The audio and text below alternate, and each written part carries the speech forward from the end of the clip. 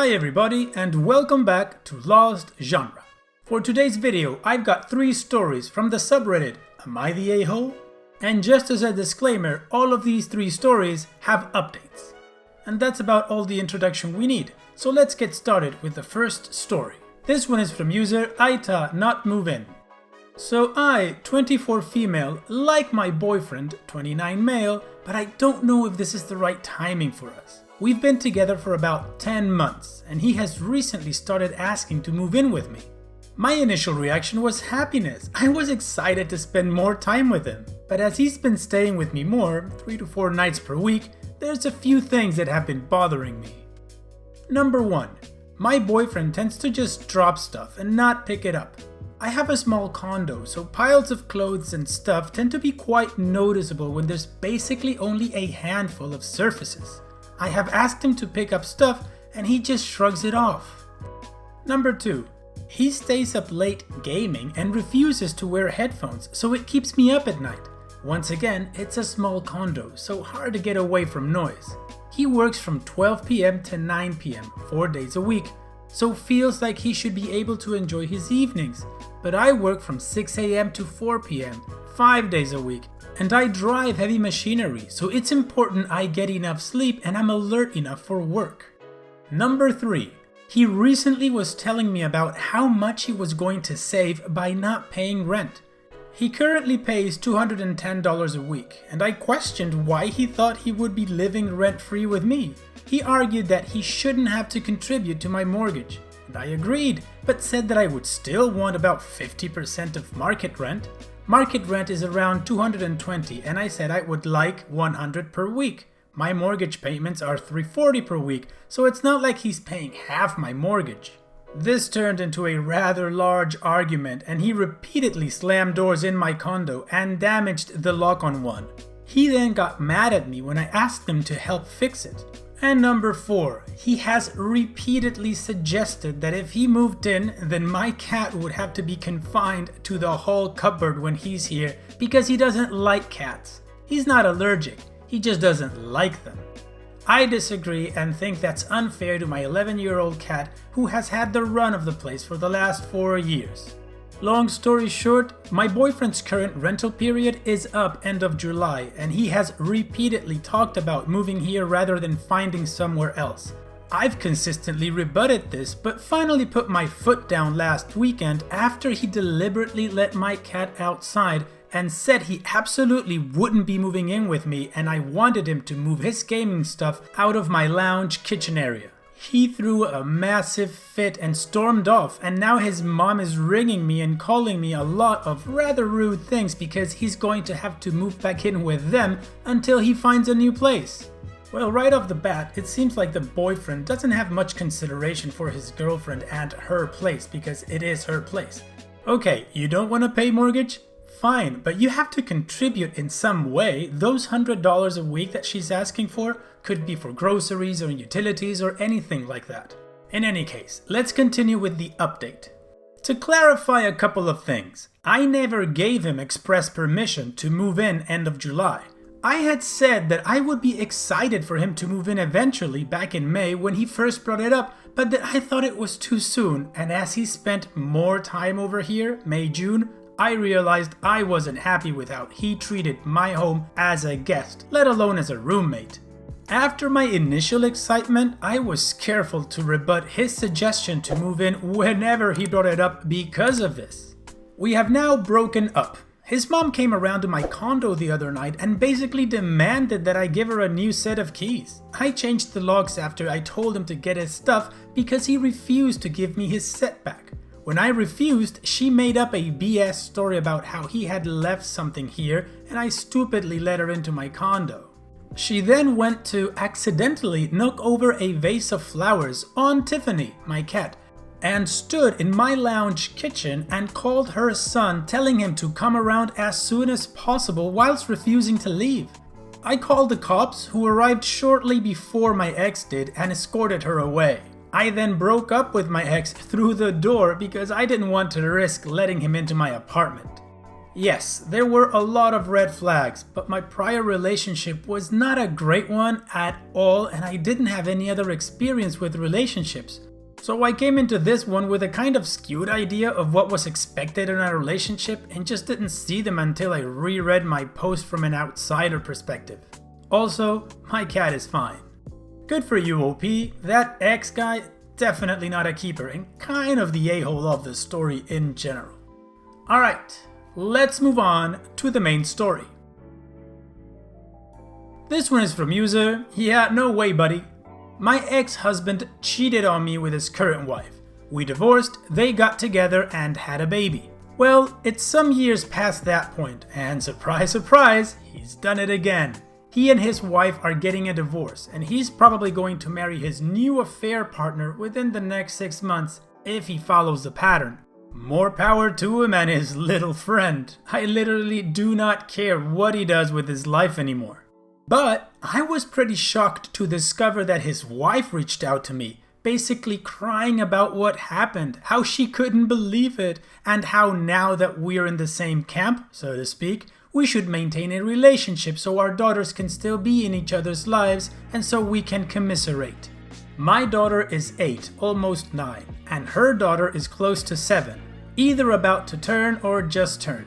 My daughter is completely indifferent to her half-sister on her dad's side for various reasons. Suffice to say, the indifference isn't new. They don't have and have never had a sisterly relationship according to my daughter. She does not have any specific desire to see her, but it's presumably fine seeing her while they are both with their father. But if she did want to hang out with her, we'd make it happen. So yeah, I told her to take a hike, and that if our mutual ex wanted our daughters to hang out, I was more than happy to schedule his visitation at the same time as hers so the girls could be together with their father, but that there was no way I was setting up sleepovers and play dates with her. I'm not bitter about it anymore, I'm remarried, etc., but I just want nothing to do with her, haven't since the affair.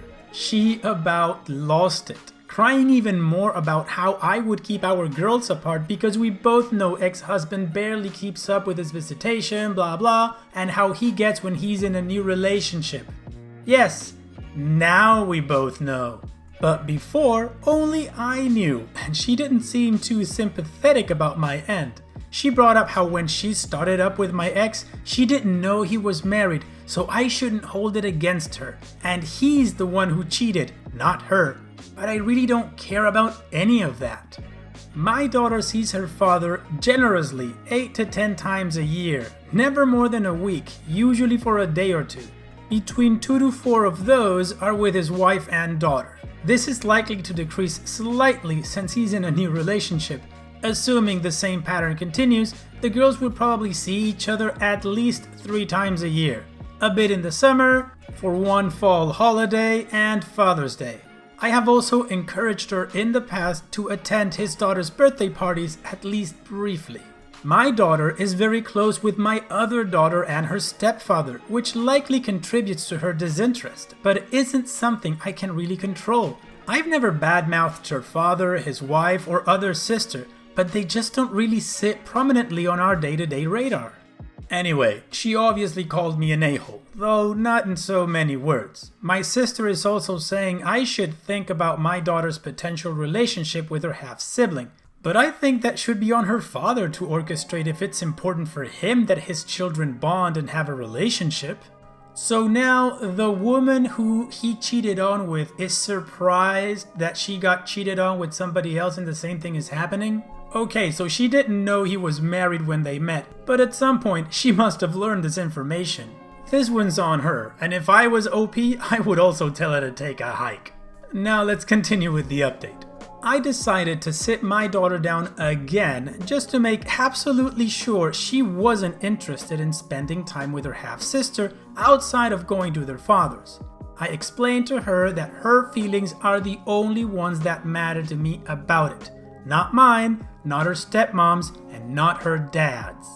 She once again said that she doesn't want to lose her time with her friends or other people she likes to have to hang out with her half-sister, and that seeing her at their dad's is enough for her. I reminded her that they are siblings. She rolled her eyes and once again asked if she could go play Switch. That seemed settled for now. Since it's summer, I try to orchestrate a time for us all to talk about when the girls could possibly go to their fathers, but during that meetup, a bunch of other stuff erupted. Surprising no one, my ex-husband's new girlfriend is in fact pregnant and they have plans to move in together. His soon-to-be ex-wife had a meltdown and now their daughter is staying with his ex's mother indefinitely. She tried to reach out to me again, but this time I didn't even bother responding. Their divorce is already turning into an S show, and frankly, I want no part in any of it, including subjecting my daughter to it. Fortunately, my ex doesn't seem too bothered by the current prospect of not seeing either of his daughters for the next few months. For now, he takes my daughter out on day trips and maybe once a month he'll take them out together during the summer if his ex allows him to see her, which currently she's not. I do feel badly for the little girl whose life is being torn apart, especially since she's old enough to have these memories imprinted on her. I do feel fortunate that my daughter was too young to remember my divorce, though it wasn't this acrimonious. Still, my family and I are going to stay the course of our life and try to stay away from the current dumpster fire that's happening over there. Once things settle down, I'm still open to working out visitations such that all the children can see one another, but I won't have a direct relationship with my husband's new ex or his daughter for the foreseeable future. Oof. Well, I do agree with OP that I am sorry for that little girl whose life is being torn apart and the bad memories she's gonna have from all of this. As for her mother, yeah, I think she's still nuts, but that's just my opinion. Alright. Now let's move on to the final story. This one is from user throwaway385647. My fiancé was engaged for about a month to his high school sweetheart when she passed away in a tragic freak accident. For personal reasons, I don't want to get into how it happened, but it was no one's fault. This was maybe 6 years ago. Just for the purpose of the post, I'll call her Mandy. My fiancé has been very open about his loss and how it has affected him throughout our relationship. I know he misses her and the memories he has with her are important and special. I don't want to take away anything or demean the relationship, and I've always been there for him on hard days and supported him when he needed it. We got engaged last year. The date is to be defined still for obvious reasons. It was very emotional for both of us and we've been really happy. But since planning the wedding, I've been feeling like I'm not only planning it for myself, but for Mandy as well. It started as comments from his family. A lot of, "Oh, Mandy would have loved this" type things. I brushed it off at first and just thought it was a way of them processing grief. I have a great relationship with his family, but I know they loved Mandy too. When I went dress shopping, his mom and sister came. They kept talking about what dress Mandy would have worn, what they could see her in, etc. It might seem like nothing, but it really overtook the conversation. So much so that another bridesmaid told me later that she felt uncomfortable for me too.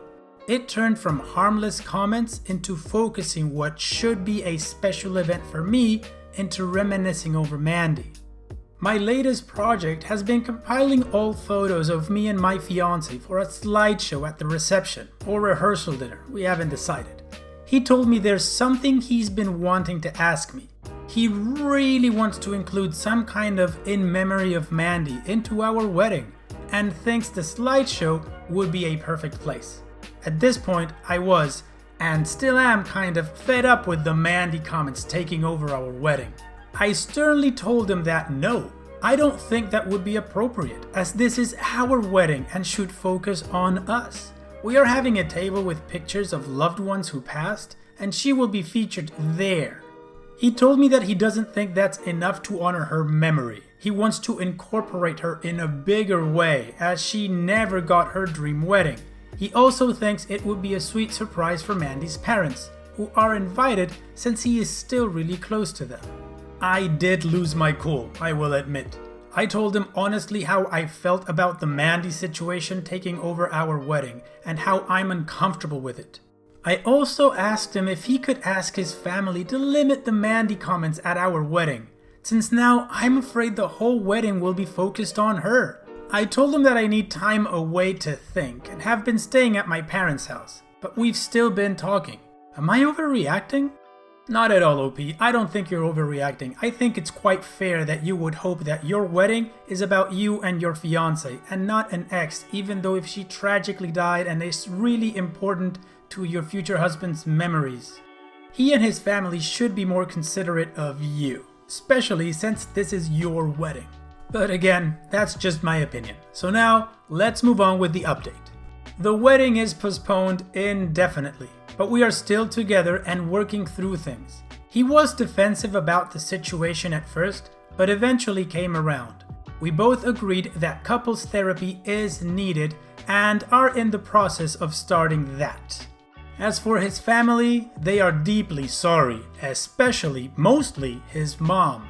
When I went to talk to her about it, she was really in tears. Mandy was like a daughter to her, so she said, and she just hasn't gotten over losing her yet. I talked to her about therapy. She told me she didn't go after Mandy died, and she agrees it's something to look into, though not sure if anything concrete has come of it. I can't say that I feel 100% better about the situation, and I think that my relationship with his mom now has a bit of a strain on it, even if she did apologize. But I'm hoping to work through these things in therapy, and if I can't, or my fiancé can't, then I'll have to do what's best for me and end the relationship. Well, OP has things really clear, and she knows the kind of outcome she's expecting and what has to happen for her to move on with the relationship, which I think is a very healthy thing to do. Like she says, if neither she or her fiancé can work through this whole thing, then the best is to just end the relationship and move on with their lives. What do you guys think? Alright, and once again, we've reached the end of the video. I hope you guys liked it. If you did, go ahead and click like. If you did like it and you still haven't joined, go ahead and click subscribe and become a part of this community. And don't forget to visit the Lost Genre subreddit, where you can cross-post stories for me to feature in videos or share your own story if you feel comfortable with that. And having said all that, I'll see you guys on the next video.